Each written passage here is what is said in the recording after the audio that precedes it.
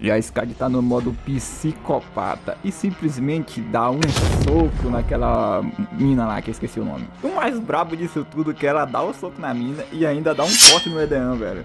Vem, monstro, pode vir comigo, monstro! Que? Sangue? E ela vai muito zangada para cima da Skadi. Mas você acha que a Skadi deixa ali pra cima dela? Dá um corte nela. Ela não para, ela dá outro, velho. Vamos nos espancar sem dó. Ou aquilo tudo era só papo furado.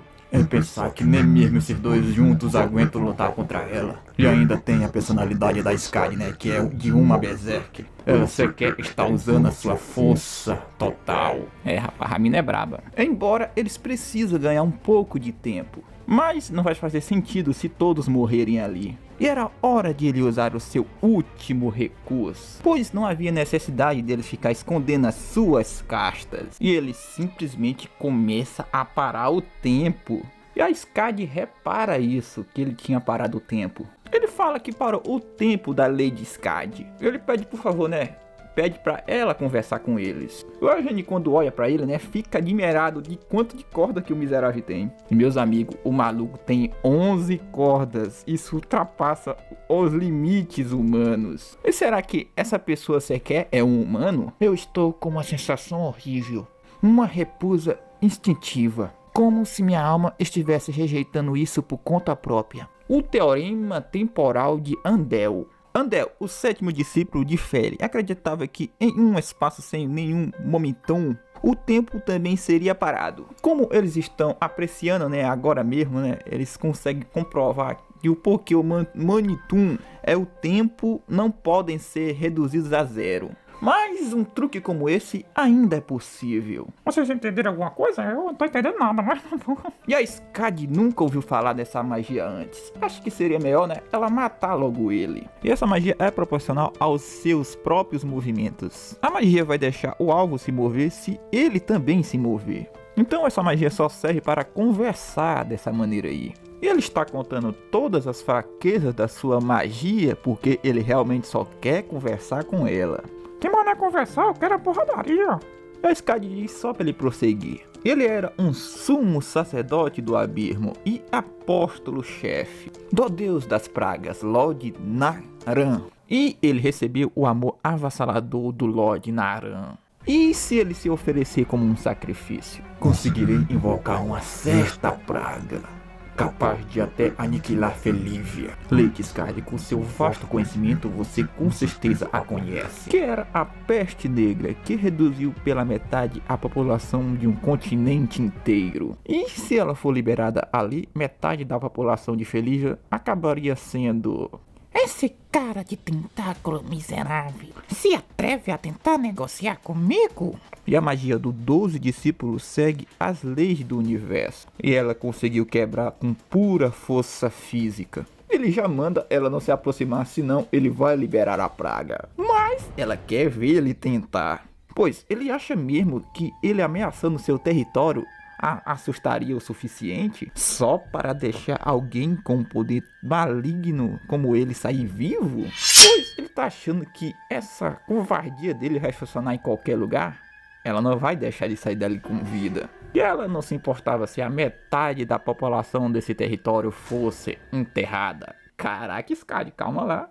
Rapaz! Se o corpo dele estivesse entre eles. Ele besta, né? Como é que ela consegue ser tão irracional?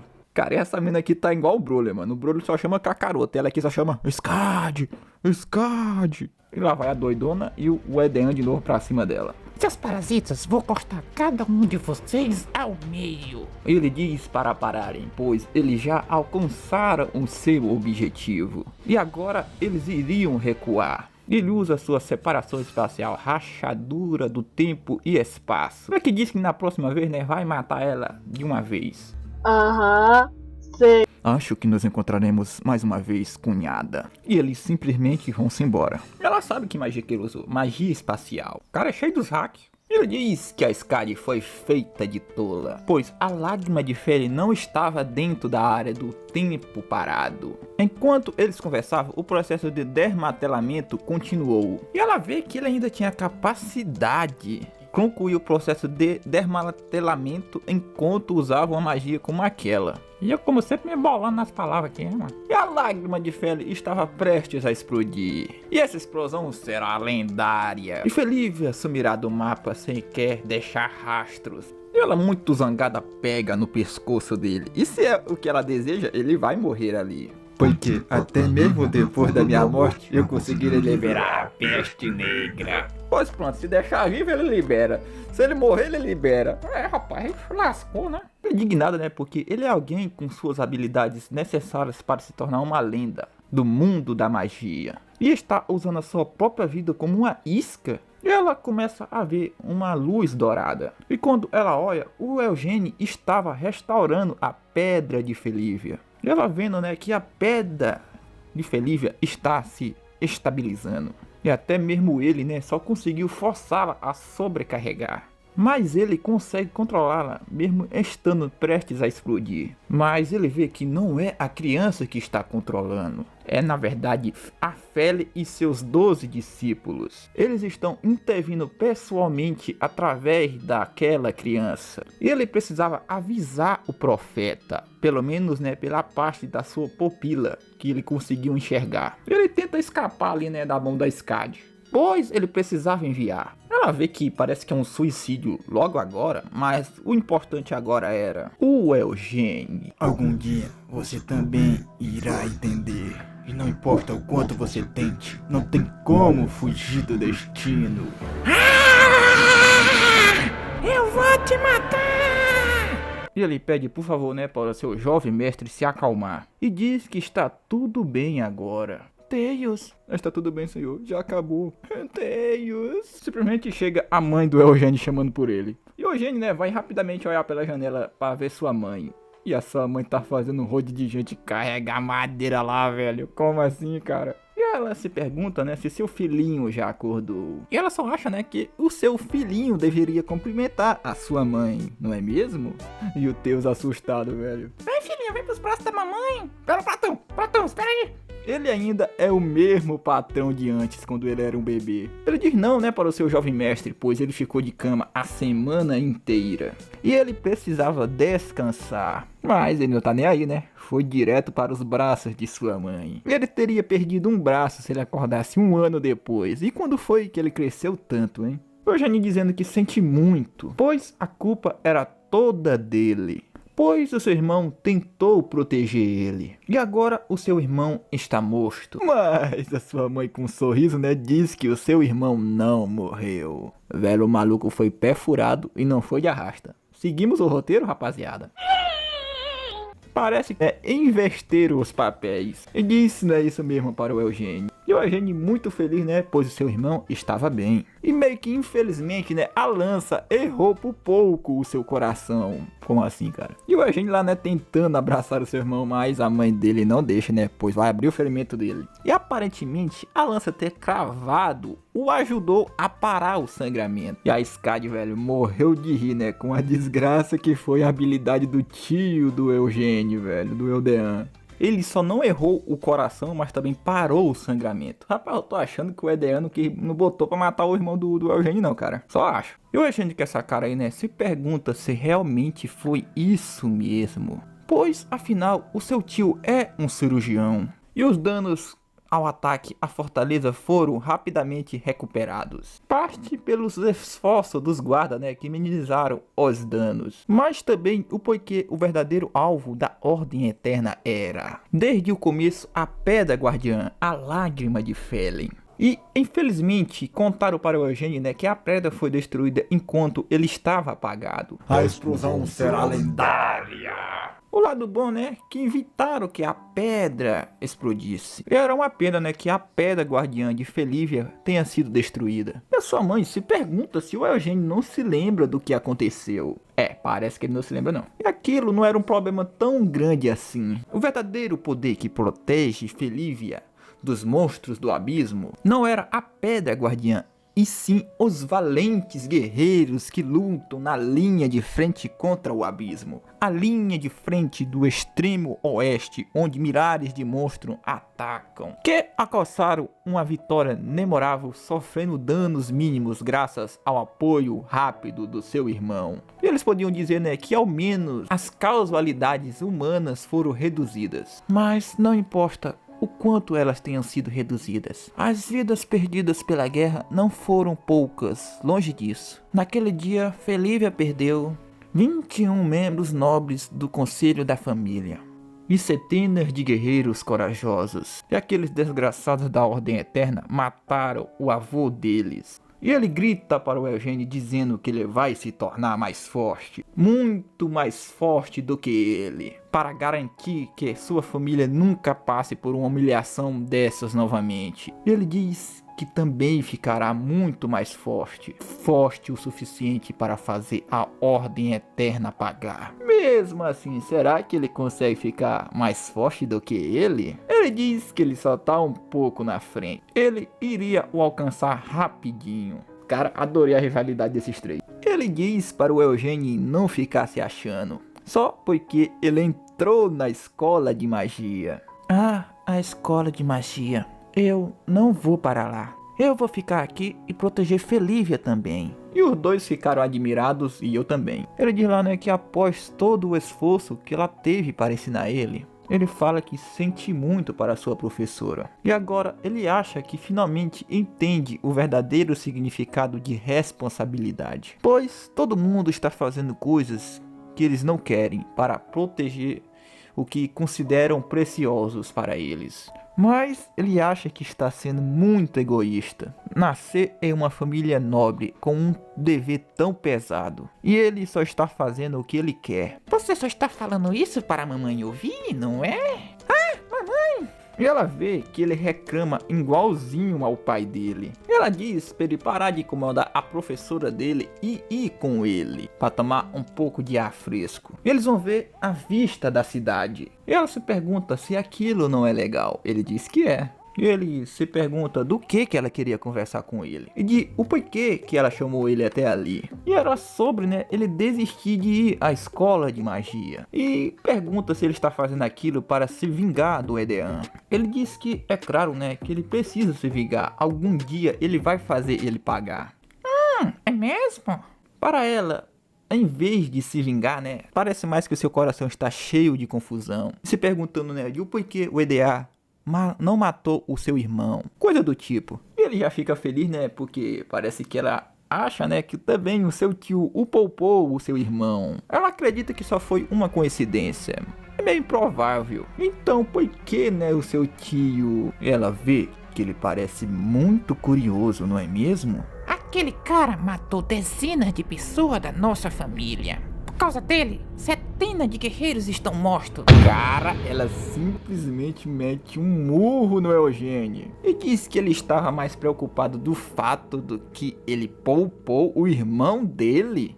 E ele fica dizendo que vai se vingar, mas não alimenta o fogo dessa vingança. E está procurando motivos para perdoá-lo. Tipo isso, né, velho? E se ele tivesse contado alguma historinha triste para ele, ele o perdoaria de braços abertos assim, na hora? Certamente que sim. E chama o seu filho de idiota. Ele acha que com essa mentalidade ele vai poder conseguir se vingar? Pronto, rapaziada, Skadi virou minha personagem favorita dessa obra. É isso. E ela iria arrumar essa atitude patética do Eugênio. Se não caiu a ficha, né, rapaziada? Tem que resolver no diálogo, né, mano? No diálogo. E que diálogo, hein, meus amigos? Que diálogo. É pra apanhar e ficar calado. É pra apanhar e ficar calado. Apanhou, ficou calado. E ele se pergunta pra ela se é errado ele estar curioso. É assim. Foi mal, não passa o pano pro Eugênio não, cara. Ele diz que a sua mãe sempre vai embora quando ela quer. E o seu pai era fraco, passa a metade do ano se recuperando na capital. Olha só quem fala, né? É verdade. E para ele, mais do que ela e o seu pai, o seu irmão mais velho e o seu tio sempre pareceram muito mais pais para ele. Isso não era normal, ele se preocupar com eles. Com teu irmão até que é de boa, mas o teu tio meio que ele é um filho da gaita que matou um rodo de gente, né? Eu não tô passando pano pro Eugênio, não. E meio que ela gostou da atitude do Eugênio, ele tem que ser honesto desse jeito mesmo. E não era pra ele tentar se enfiar no meio todo sem jeito. Sem nem querer vingança de verdade, se preocupando do que os outros vão pensar. E deram para ele uma segunda chance de vida por um milagre. E ele vai jogar fora, se preocupando com os outros do que acham dele? E que era pra ele fazer o que ele realmente quisesse. Digo de novo, minha personagem favorita da obra, tá? O que eu realmente quero? Mas o que eu quero é aprender magia. Com a família sendo atacada, como que eu vou ficar me divertindo com magia sozinho? Não é só Felívia. Se quiser se tornar um feiticeiro igual ao Lord Felin, você precisa olhar muito além de Felívia. O quê? Você sabia sobre meu sonho?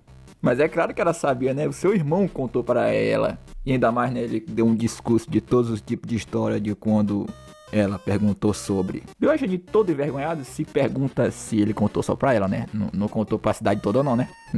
E ela se pergunta de por que ele está com vergonha. Ter um sonho tão grandioso sendo um mago de uma corda. E não era isso, era que seu irmão continua... E a Skadi diz pra ele relaxar que ele não é o único idiota com um sonho absurdo. Tolo de Felívia, Edel Felívia, também não era nada ruim em ser tolo. E ela estava falando do pai do Eugênio. E antigamente, quando ela ainda era conhecida como Skyfacing, eu provavelmente disse errado, mas relevem. É moda aqui no canal, tá? É moda. E ela empunhava sua espada com fúria e com vontade de lutar em áreas que ela tinha talento. E aos 22 anos, né, ninguém conseguia rivalizar com ela, né? Nenhum dos guerreiros derrotava ela. E nessa época, você me daria a honra de uma dança, milady? Esse daqui, né, é o Eder Felívia, tem 22 anos igual ela. E é o pai do nosso garoto Eugênio, o Chorão. Ela fala que seu pai tinha aparecido, né? Ele parecia tão patético. Pois ele parecia um parasita falando um monte de besteiras. Desde harmonia, amizade e até paz mundial. E a cabeça dele estava nas nuvens. Tá lembrando um certo alguém aí, né? Eugênio. Ela estava desconfiando, né, que ele pudesse estar delirando. Mas o mais estranho disso tudo era que ele era um espadachim tão bom quanto ela. E ela achava que não tinha mais rivais, né? E ela pensava que esse touro não entendia nada de violência real. E ele poderia estar até no seu nível. Ela via aquilo como uma situação muito insuportável. Ela não aguentou. Rapaz, o maluco conquistou ela na raça então. Aquela humilhação fez ela tremer na raiva. Pois, como um tolo como aquele poderia igualar ela? E logo ela descobriu o motivo disso. 21 anos atrás, né, no Reino do Norte Skyfacing, e tudo que aquele homem tolo dizia era realmente sincero. O herdeiro da nobre casa Felívia havia enfrentado a oposição de sua família e arriscado a vida na Guerra do Norte, algo que não tinha nada a ver com ele. Ah, milady. Pois ele era sincero em seu sonho de paz. Este homem era forte o suficiente para pôr fim à guerra. Ele diz que sente muito para sua milady. E diz para ela esquecer aquelas palavras daquela noite, já que agora ele estava daquele jeito. Ela diz para ele fazer silêncio, pois um guerreiro não deve ficar falando tanto. Pois Felívia é uma terra cheia de inimigos. E era um lugar onde mora o homem que deseja ela. Tô dizendo, rapaziada, conquistou na raça. E aquilo não era nada mal para a sua segunda vida. Então ela conta pro Eugênio, né, que tomou ele para ela. Pegou aquele homem brilhante antes que qualquer outra pudesse reconhecê-la. E toda vez que ela vê os seus olhos esmeraldas, ela se lembra daquele dia e daquele momento. Ela diz que ele puxou muito mais ao seu pai do que para ela. E ele era delicado demais, né, para viver como sua mãe. E diz para ele não se queimar de raiva como ela. E era para ele seguir os seus sonhos sem duvidar deles, feito um tolo. E ver o seu homem cair na realidade uma vez, já era o mais do que ela podia suportar. E hoje ele fala para sua mãe que ele vai se tornar um feiticeiro igual ao Lord Felin. E assim como o Lord Felin o salvou do sofrimento, ele se tornará alguém que poderá ajudar os outros também. E esse será o seu sonho inabalável. E ela disse que é assim que deve ser mesmo. E o Eugênio já está preparado para ir embora. E todos reunidos para a despedida, né, do garoto Eugênio. Olha a carinha dele, rapaziada. Ligaram no meme? Se ligaram no meme? Ele dentro da carruagem dá um adeus para eles. Bem altão, tá? Eu não vou gritar aqui que eu não sou retardado. Ele dá adeus a Felívia e olá, escola de magia. E o Teus dizendo para ele parar de ficar se apoiando assim na janela, pois é perigoso. Ele se pergunta, né, de por que será, né, que o EDA não matou ele. E ela se pergunta se ele também está curioso, mas não, ele só quer saber o motivo dele não ter jogado ele de arrasta. Ela diz que tem uma suposição. Mesmo ele chegando tão longe, né, provavelmente ele não teve coragem de enfrentar mais ódio. Ele é muito patético, não é mesmo? E ela o popou pro dó, e é assim que ele retribui ela. E realmente as pessoas não deveriam começar a fazer as coisas que nunca fizeram. E não era surpresa, né, que tenha escondido isso do Eugênio. Mas ela não se arrepende de mandar o Eugênio embora assim, já que ela não viu ele mal por alguns dias. Mas meio que ficar em Felívia não o faria sorrir mais como antes. Com os anciões da família mortos agora, as disputas entre posições deles vai com certeza acabar em banho de sangue.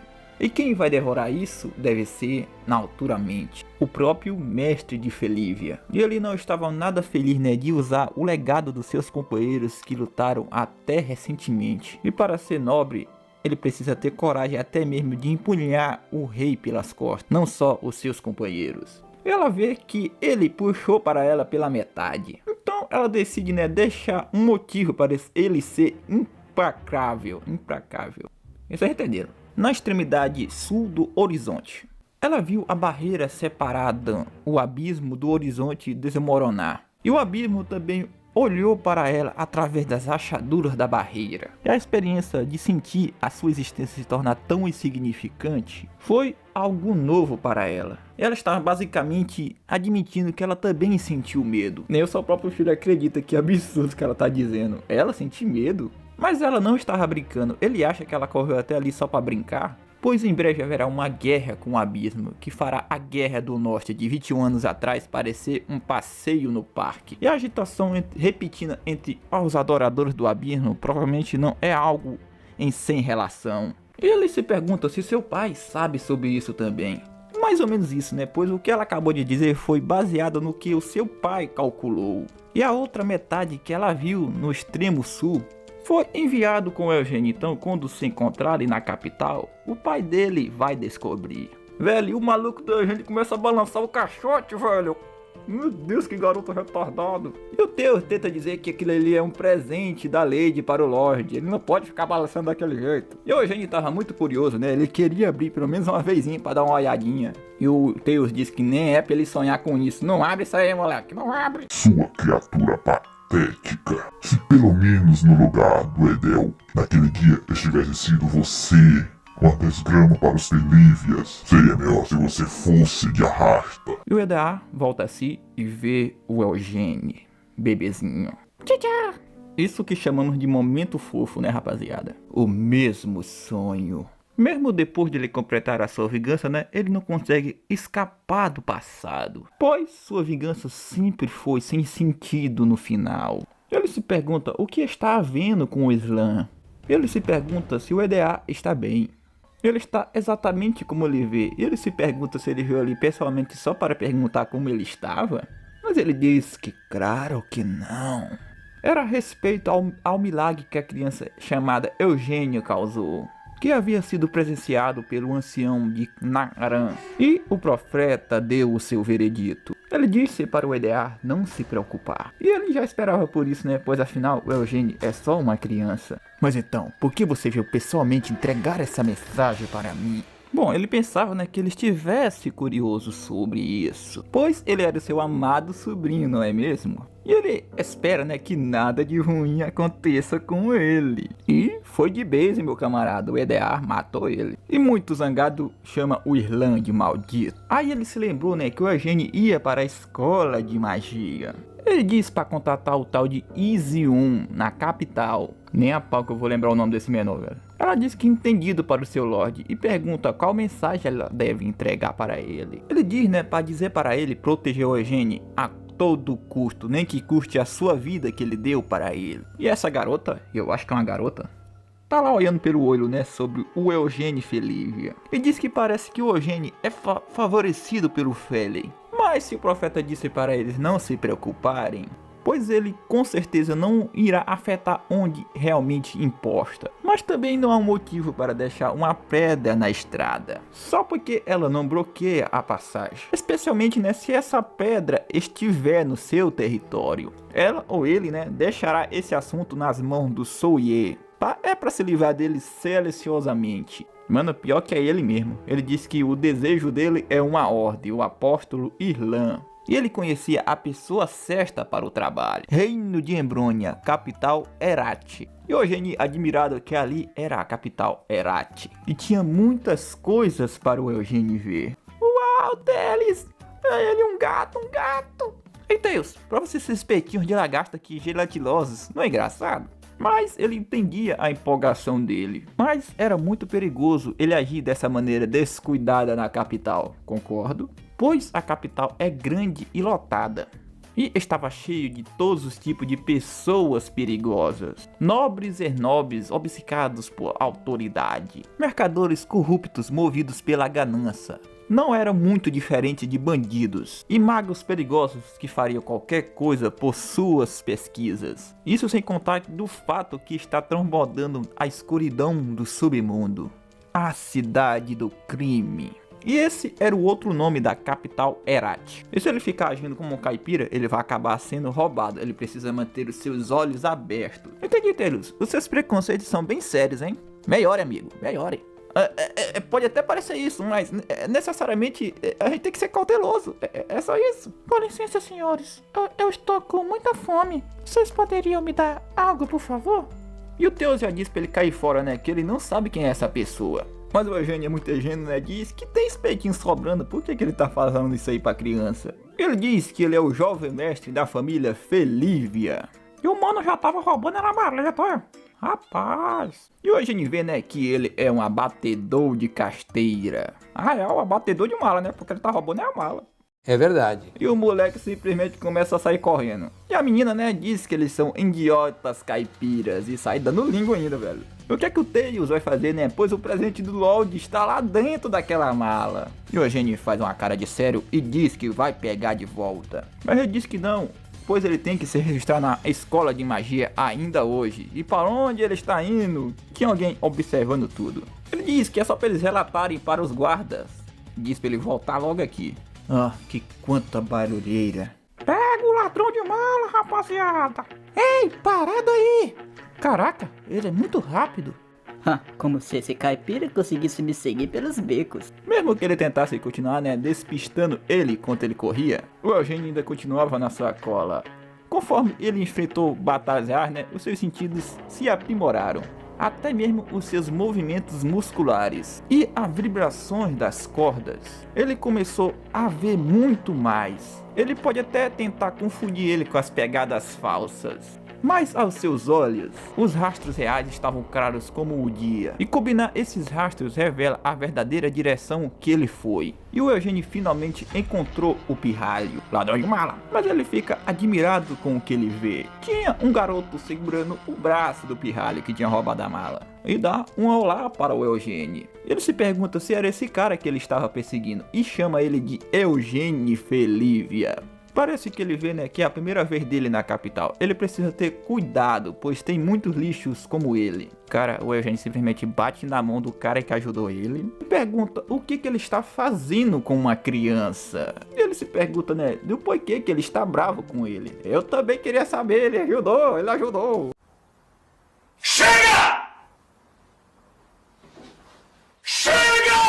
E eu vou encerrar esse recap por aqui.